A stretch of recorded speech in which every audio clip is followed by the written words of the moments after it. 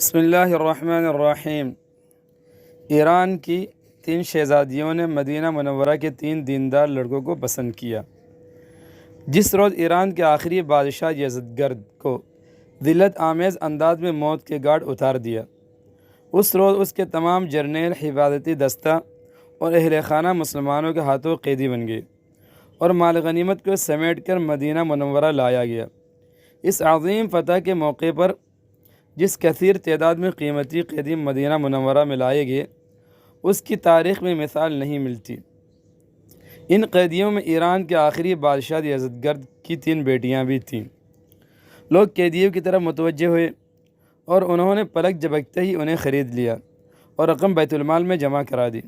صرف ایران کے بادشاہ یزدگرد کی بیٹیاں باقی رہ گئیں۔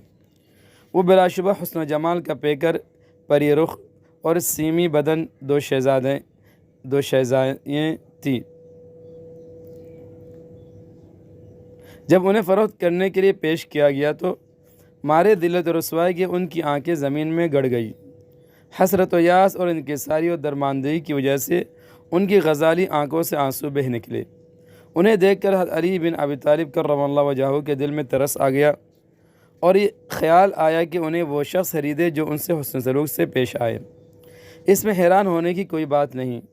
رسول اکرم صلی اللہ علیہ وسلم نے فرمایا تھا، شکست خوردہ قوم کے معزز افراد پر ترس کھایا کرو، شکست خوردہ قوم کے معزز افراد پر ترس کھایا کرو۔ ارے مسلمانوں، یہ ہے رحمت العالمین صلی اللہ علیہ وسلم کی تعلیمات۔ کیوں احساس کمتری کا شکار ہو؟ تو کیا تاریخ میں کوئی ایسی مثال ملتی ہے کہ شکست خوردہ قوم پر رحم کھایا ہو، ان کے ساتھ حسن سلوک کیا ہو؟ یہ صرف اور صرف اسلام اور مسلمانوں کے حصے میں۔ حضرت علی رضی اللہ تعالیٰ عنہ نے حضرت عمر بن خطاب رضی اللہ تعالیٰ عنہ سے کہا، اے امیر المؤمنین، بادشاہ کی بیٹیوں کے ساتھ امتیازی سلوک ہونا چاہیے۔ حضرت عمر رضی اللہ تعالیٰ عنہ نے فرمایا، آپ سچ کہتے ہیں، لیکن اس کی صورت کیا ہو؟ حضرت علی رضی اللہ تعالیٰ عنہ نے فرمایا، ایک تو ان کی قیمت زیادہ لگائے اور دوسرے ان کو اختیار دے دیں، جس پر یہ راضی ہو جائے انہیں دے دیا جائے اور ان پر قطعاً کوئی جبر نہ ہو۔ حضرت عمر رضی اللہ تعالیٰ عنہ کو یہ سن کر بہت خوشی ہوئی تو علی رضی اللہ تعالیٰ عنہ کی اس تجویز کو نافذ کر دیا۔ ان میں سے ایک نے حضرت عبداللہ بن عمر بن خطاب رضی اللہ تعالیٰ عنہ کے بیٹا عبداللہ کو پسند کیا، دوسری نے حضرت محمد بن ابو بکر صدیق رضی اللہ تعالیٰ عنہ کے بیٹے محمد کو پسند کیا، اور تیسری نے حسن و جمال کی وجہ سے جسے خواتین کی ملکہ کہا جاتا تھا، اس نے اپنے لیے نواسۂ رسول حضرت حسین رضی اللہ تعالیٰ عنہ کو پسند کیا۔ تھوڑے ہی عرصے بعد ملکہ خواتین نے اپنی دلی رغبت سے اسلام قبول کر لیا۔ یہ دین قیم کی راہ پر گامزن ہوئیں، غلامی سے آزاد کر دی گئیں، کنیز سے آزاد ہو کر بیوی کا باعزت مقام حاصل کیا۔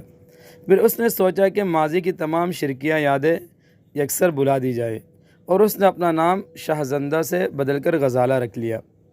غزالہ کے نصیب میں بہترین رفیق حیات آیا، بڑی خوشگوار زندگی بسر ہونے لگی، مہینے لمحوں میں گزرنے لگے۔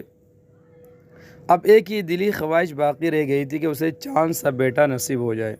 اللہ سبحانہ و تعالیٰ نے اس کی خواہش بھی پوری کر دی۔